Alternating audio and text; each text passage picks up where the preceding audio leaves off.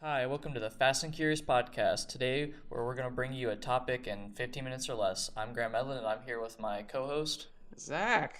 and today we're going to talk about the creepy and weird bodies of Mount Everest. Now, Zach, give us some facts on Mount Everest. How tall is Mount Everest? So right now, Mount Everest elevation's 29,000 feet. Its first ascent, the first person to actually ascend the mountain was in May 29th, 1953. It is in the Himalayas, in Nepal. It does have 4.2 views, a 4.2 star view on Google. Yeah, despite all the dead people that are on it. Yeah. I know the first people who ascended it. Well, there's no witnesses that know if they ascended it or not for the first time, but they're widely believed to be the first people were George Mallory, who died coming down, and his body is still preserved on the mountain. It's still there, and it's like all his skin is like ivory. It's weird. Yeah, that picture is pretty. But Everest is so tall. It's like the summit of Everest is where passenger airplanes fly. Yeah. Definitely, like the air pressure is where. There's no oxygen up there, and that leaves like a big risk for people that go up there, because it's very high risk. Yeah, if you don't bring the right equipment, then you might. And even with all the right equipment, it's probably the most exhausting thing a human can do. So I think we're going to talk about a few of these significant bodies that were actually found.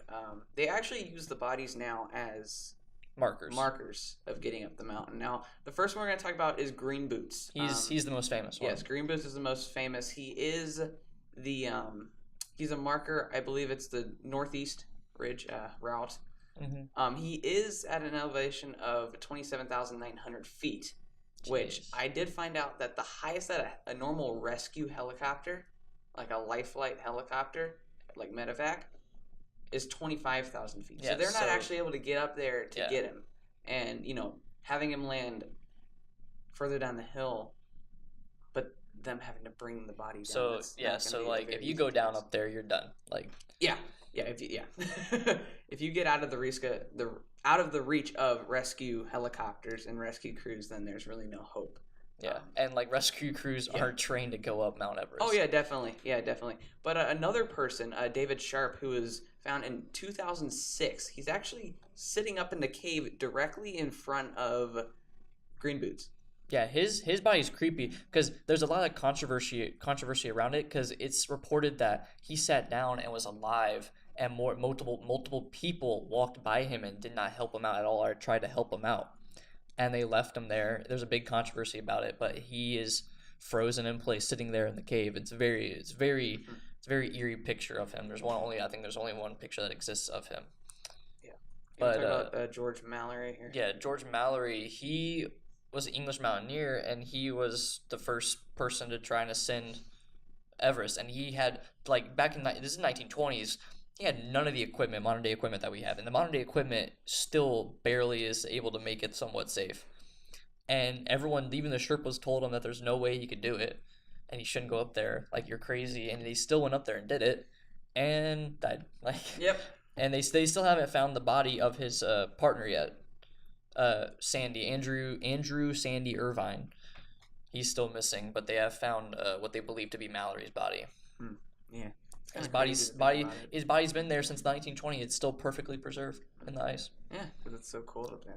Yeah, but one of the reasons people die up there is from HACE, HACE, or high altitude cerebral edema, which is it's basically high altitude sickness, but times 1,000. It's just lack of oxygen and the pressure up there, and it just destroys your brain, and people start making really irrational decisions while they're up there because they can't control their brain.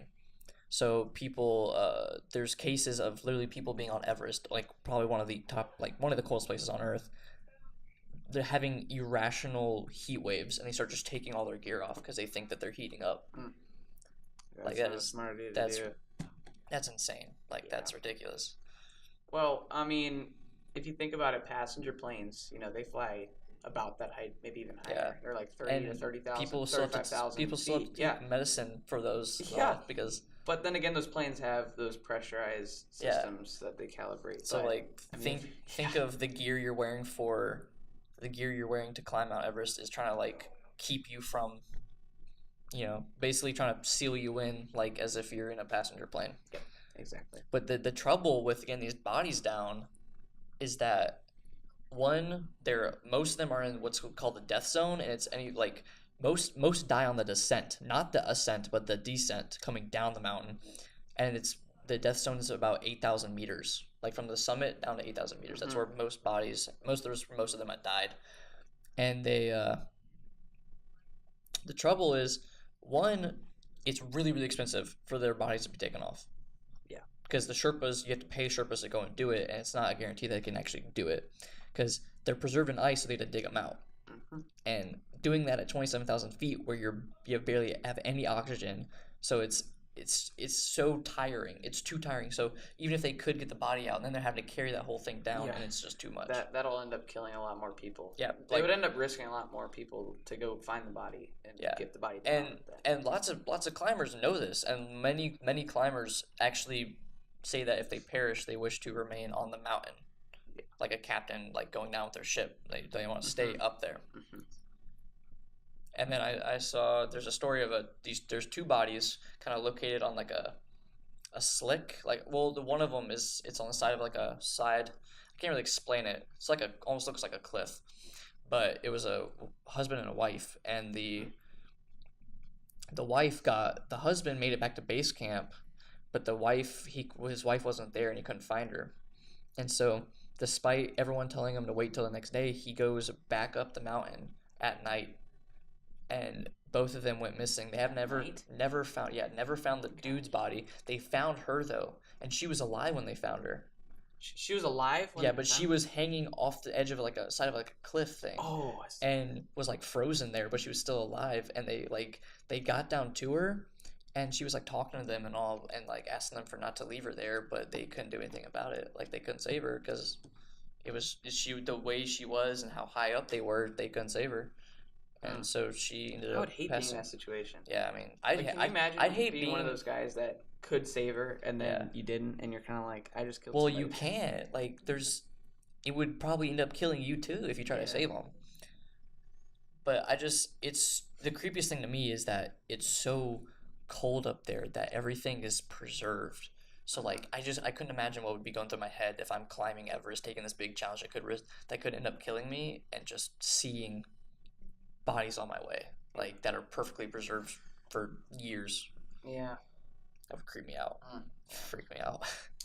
Yeah, well, I think that's all the stuff that we have to cover here. Thank you for listening in to our first edition of the Fast and Curious podcast, where we talk about a topic for 15 minutes or less. Thank you guys for watching. It's been Zach. It's been Grant. We'll see you guys here in the next one. Thank you. Peace.